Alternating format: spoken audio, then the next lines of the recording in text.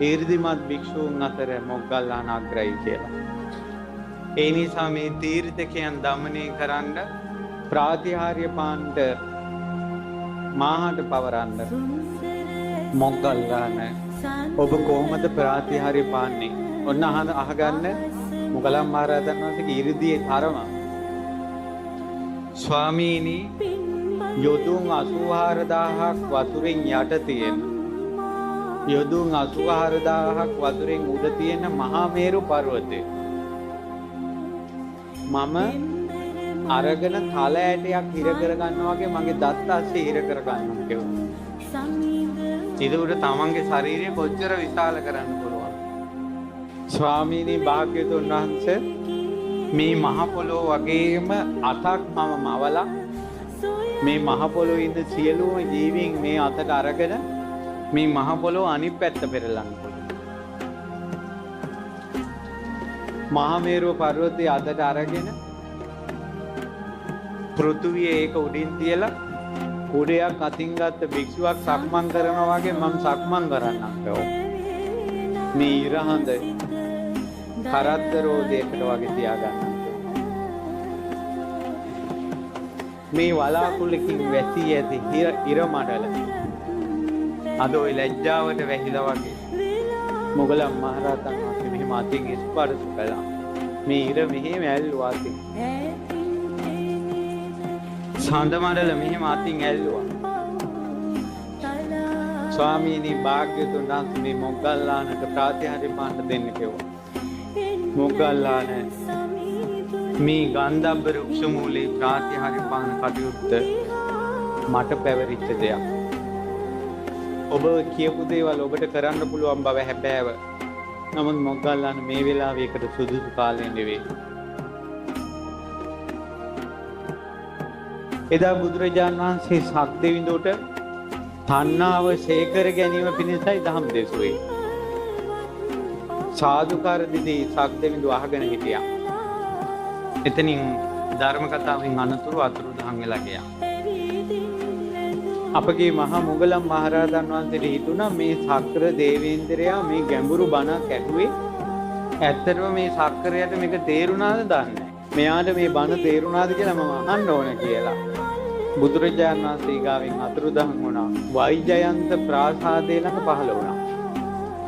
වෛජයන්ත ප්‍රාසාදය කියන්නේ ඒ ප්‍රාසාදයේ වහලවල් 1000ක් තියෙනවා. කොත් 1000ක් තියෙනවා. අනිකර මැණික් වලින් තියෙන්නේ. ස්වර්ණ රත්තරන්ෙන් කැටයම් කරලා තියෙන්නේ සක්දෙවිඳුගේ මාලිගාව. වෛජයන්ත ප්‍රාසාදයේ විජයොත්පහය සිංහල වචනේ විජයොත්පහය සුරාසුර යුද්ධෙන් ජයගත්ත නිසා සක්දෙවිඳුට මාලිගාව පහළ වුණේ. මොගලන් මහරහතන් වහන්සේ පහළ වෙනකොට සක්දෙවිඳු දිව්‍ය අක්ෂරාව ටිකත් එක පිරිවරාගෙන ඉන්නවා. මේ දැන් ටිකකට කලින් බණ අහපු කෙනා මේ දිව්‍ය අක්ෂරාව මැද මොගලන් මහරහතන් වහන්සේ වඩිනවා දැකලා සක්දෙවිඳු ගිහිල්ලා වන්දනා කළා. ස්වාමීනි වඩින්න කියලා. සක්දෙවිඳුනි මම පැමිණි බුදුරජාණන් වහන්සේ ගාම්භීර ධර්මයක් තණ්හාව ඡය කිරීම ගැන වදාළේ. ඔබට ඒක කොහොමද වැටහුනේ? අනේ ස්වාමීනි ඒක මට තේරුණා. අනේ වඩින්නකෝ. මේ මාලිගාව රත්තරන්. බිම තනිකර මැණික්. මේ ආසනේ පලිඟු. මේ ආසනේ වෛරොණි. බොහොම හොඳයි සක්‍ර දේවේන්ද්‍රේ. සක්‍ර දේවේන්ද්‍රේ මම ආවේ බුදුරජාණන් වහන්සේ තණ්හාව ඡය කිරීම ගැන ධර්මයක් වදාළා. ඒක ඔබට වැටහුණාද කියලා සාකච්ඡා කරන්න. අනේ ස්වාමීනි දහම් කතාවක් සිද්ධ වුණා. මේ වඩින්නකො මෙන්න මේ පැත්තෙන් තමයි මේ කාමර වලට පාරවල් තියෙන්නේ. බොහොම හොඳයි සක්දෙවිඳුනි. සක්දෙවිඳුනි මම පැමිණියේ බුදුරජාණන් වහන්සේ තණ්හාව ඡය කිරීම ගැන දහමක් වදාළා. ඒ දහම ඔබට තේරුණාද දන්නේ නැහැ කියලා. ස්වාමීනි මේ මාලිගාවේ කුළු ගෙවල් 1000ක් තියෙනවා. කොත් 1000ක් තියෙනවා.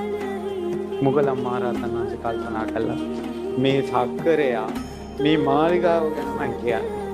මම මොහුව සංවේගීටපත් කරන්න ඕන කියලා. එසැනින් මුගලන් මහරහතන් වහන්සේ වෛජයන්ත ප්‍රාසාදයෙන් එළියට ඇවිල්ලා වෛජයන්ත ප්‍රාසාදයේ පාදමට මහපොට ඇඟිල්ලෙන් ගැහුවා. මහපොට ඇඟිල්ලෙන් තට්ටු කරනකොට මේ වෛජයන්ත ප්‍රාසාදයේ කම්පා වුණා. සෙලවෙන්න ගත්තා. තොටිල්ලක් වගේ හිත මේක සෙලවෙන්න ගත්තා. දිව්‍ය අප්සරාවෝ යටි ගිරියෙන් ගැහුවා. ඒ මාලිගාව ඇත්තේ දිව්‍යාංගනාව කී දෙනෙක් ඉන්නවද? 16 ලක්ෂයක් විතර ඉන්නවා. අම්මෝ කියලා. සක්ෂ දේන්ද්‍රයා 16 ලක්ෂයක් එක හඳින් යටිගිරියෙන් ගෑ ගහනකොට මුළු දිව්‍ය ලෝකෙම කම්පා වෙලා. බවලතුන්ගේ කෑ ගහිල්ලක් දන්නවනේ. ලෝමු දැහැ ගැන්නුණා. ශක්තිවිඳු මුගලන් මහරහතන් වහන්සේ ළඟ වැඳලා ඇහුවා ස්වාමීනි අර ඉස්සලා අහපු ප්‍රශ්නේ මොකක්ද කියලා. දැන් තමයි ඒක ඔළුවට ආවේ. තණ්හාව ගෙවා දැමීම ගැන දහම අසද්දී. ඒ ගැන ප්‍රමාද වූ ශක්තිවිඳුව සංවේගයට පත් කරන්න. කුළු ගෙවල් දහසකින් යුතු ශක්තිවිඳුගේ වෛජයන්ත ප්‍රාසාදයේ මහා කොට ඇඟිල්ලෙන් යම් භික්ෂුවක් සෙලෙව්වාද ඒ අපගේ මහා මොග්ගල්ලාන